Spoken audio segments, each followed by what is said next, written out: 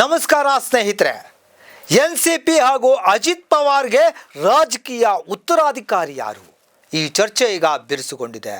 ಪ್ರೀತಿಯಿಂದ ದಾದಾ ಅಂತ ಕರೆಯಲ್ಪಡುವ ಅಜಿತ್ ಪವಾರ್ 2 ದಶಕಗಳಿಗೂ ಹೆಚ್ಚು ಕಾಲ ಮಹಾರಾಷ್ಟ್ರ ರಾಜಕೀಯದಲ್ಲಿ ಕೇಂದ್ರ ವ್ಯಕ್ತಿಯಾಗಿದ್ದರು. ಅವರ ಸಾವು ಆಡಳಿತಾರೂಢ ಮಹಾಯುತಿ ಮೈತ್ರಿಕೂಟಕ್ಕೆ ಮಾತ್ರವಲ್ಲದೆ ಮರಾಠ ರಾಜಕೀಯ ಕ್ಷೇತ್ರಕ್ಕೂ ಸಹ ಗಮನಾರ್ಹವಾದ ಹೊಡೆತವಾಗಿದೆ. ಅಲ್ಲಿ ಅವರನ್ನು ಶಕ್ತಿಯ ಆಧಾರ ಸ್ತಂಭವೆಂದು ಪರಿಗಣಿಸಲಾಗಿತ್ತು. ಆಡಳಿತಾತ್ಮಕ ಕುಶಾಗ್ರಮತಿ ಮತ್ತು ನಿರ್ಣಾಯಕ ನಾಯಕತ್ವಕ್ಕೆ ಹೆಸರುವಾಸಿಯಾಗಿದ್ದ ಅಜಿತ್ ಪವಾರ್ ನೀತಿಯನ್ನು ರೂಪಿಸುವಲ್ಲಿ ಮತ್ತು ತಳಮಟ್ಟದ ಜನರೊಂದಿಗೆ ಸಂಪರ್ಕ ಸಾಧಿಸುವಲ್ಲಿ ಪ್ರಮುಖ ಪಾತ್ರ ವಹಿಸಿದ್ರು. ಅವರ ಅನುಪಸ್ಥಿತಿಯು ಮುಂಬರುವ ಪುರಸಭೆ ಮತ್ತು ಜಿಲ್ಲಾ ಪರಿಷತ್ ಚುನಾವಣೆಗಳ ಮೇಲೆ ಸ್ಪಷ್ಟವಾದ ಪರಿಣಾಮ ಬೀರುತ್ತೆ ಅಂತ ನಿರೀಕ್ಷಿಸಲಾಗ್ತಾ ಇದೆ. ಅಲ್ಲಿ ಅವರ ವೈಯಕ್ತಿಕ ಸ್ಪರ್ಶ ಮತ್ತು ರಾಜಕೀಯ ಪ್ರಭಾವಕ್ಕೆ ಯಾರೂ ಸಾಟಿ ಇಲ್ಲ. ಅಜಿತ್ ಪವಾರ್ ಅವರ ನಾಯಕತ್ವವು ಜನರೊಂದಿಗೆ ಆಳವಾದ ಸಂಪರ್ಕದಿಂದ ಗುರುತಿಸಲ್ಪಟ್ಟಿದೆ.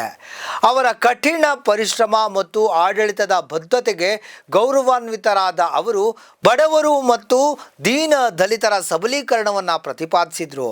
ಅಭಿವೃದ್ಧಿಯನ್ನು ಪ್ರಾಯೋಗಿಕ ವಿಧಾನಗಳೊಂದಿಗೆ ಸಂಯೋಜಿಸಿದ ನಾಯಕರಾಗಿ ಖ್ಯಾತಿಯನ್ನು ಸಹ ಗಳಿಸಿದರು.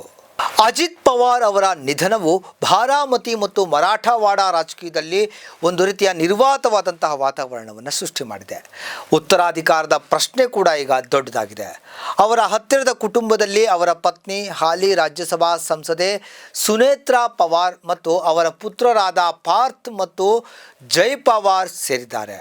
2019 ಲೋಕಸಭಾ ಚುನಾವಣೆಯಲ್ಲಿ ಮಾವೋಲ್ನಿಂದ ಸ್ಪರ್ಧಿಸಿ ಸೋತ ಪಾರ್ಥ್ ಪವಾರ್ ಈಗ ತಮ್ಮ ತಂದೆಯ ರಾಜಕೀಯ ಜವಾಬ್ದಾರಿಯನ್ನು ವಹಿಸಿಕೊಳ್ಳುವ ನಿರೀಕ್ಷೆ ಇದೆ. ಆಡಳಿತಾತ್ಮಕ ಕೌಶಲ್ಯ ಮತ್ತು ಸಾಮಾಜಿಕ ಕಾರ್ಯಗಳಿಗೆ ಹೆಸರುವಾಸಿಯಾದ ಸುನೇತ್ರಾ ಪವಾರ್ ಬಾರಾಮತಿಯಲ್ಲಿ ಅಜಿತ್ ಪವಾರ್ ಅವರ ಪರಂಪರೆಯನ್ನು ಮುಂದುವರಿಸಲು ಪ್ರಬಲ ಸ್ಪರ್ಧಿಯಾಗಿ ಕಾಣಲಾಗ್ತಾ ಇದೆ. ಪ್ರಸ್ತುತ ಕುಟುಂಬ ವ್ಯವಹಾರಗಳಲ್ಲಿ ತೊಡಗಿಸಿಕೊಂಡಿರುವಂತಹ ಜೈ ಪವಾರ್ ಬದಲಾದ ಸಂದರ್ಭಗಳಲ್ಲಿ ರಾಜಕೀಯಕ್ಕೂ ಪ್ರವೇಶಿಸಬಹುದು. ಈ ದುರಂತ ಶರದ್ ಪವಾರ್ ಕುಟುಂಬವನ್ನು ಹತ್ತಿರಕ್ಕೆ ತಂದಿದೆ.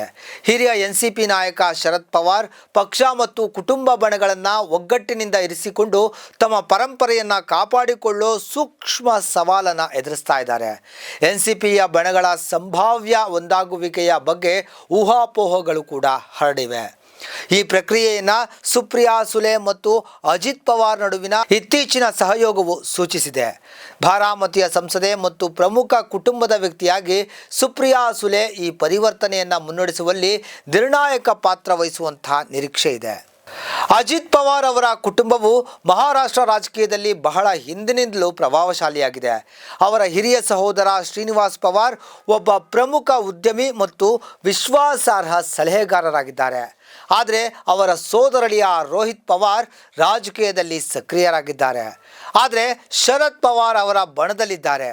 ಅವರ ದಿವಂಗತ ಸೋದರಿ ವಿಜಯ್ ಪಾಟೀಲ್ ಕೂಡ ಕುಟುಂಬದ ಗೌರವಾನ್ವಿತ ಸದಸ್ಯರಾಗಿದ್ದಾರೆ. ಇನ್ನು ಬಾರಾಮತಿಯ ರಾಜಕೀಯ ಶಕ್ತಿ ಕೇಂದ್ರದ ಭವಿಷ್ಯವು ಮುಂಬರುವ ವಾರಗಳಲ್ಲಿ ಕುಟುಂಬವು ತೆಗೆದುಕೊಳ್ಳುವ ನಿರ್ಧಾರಗಳ ಮೇಲೆ ಹೆಚ್ಚು ಅವಲಂಬಿತವಾಗಿದೆ. ಮಹಾರಾಷ್ಟ್ರ ಸರ್ಕಾರವು ರಾಜ್ಯ ಶೋಕಾಚರಣೆಯ ಅವಧಿಯನ್ನು ಘೋಷಿಸಿದೆ. 3 ದಿನಗಳ ಕಾಲ ಶೋಕಾಚರಣೆಯನ್ನು ಘೋಷಣೆ ಮಾಡಿದೆ. ಅಜಿತ್ ಪವಾರ್ ಅವರ ಅಂತ್ಯಕ್ರಿಯೆ ಬುಧವಾರ ಸಂಜೆ ಬಾರಾಮತಿಯಲ್ಲಿ ನಡೆದಿದೆ. ಮುಂದೆ ಮಹಾರಾಷ್ಟ್ರ ರಾಜ್ಯ ರಾಜಕೀಯದಲ್ಲಿ ಏನೆಲ್ಲ ಬದಲಾವಣೆಗಳಾಗುತ್ತೆ, ಏನೆಲ್ಲ ಘಟನೆಗಳಿಗೆ ಸಾಕ್ಷಿಯಾಗುತ್ತೆ ಅನ್ನೋದನ್ನು ಕಾದು ನೋಡಬೇಕಿದೆ. ನಮಸ್ಕಾರ.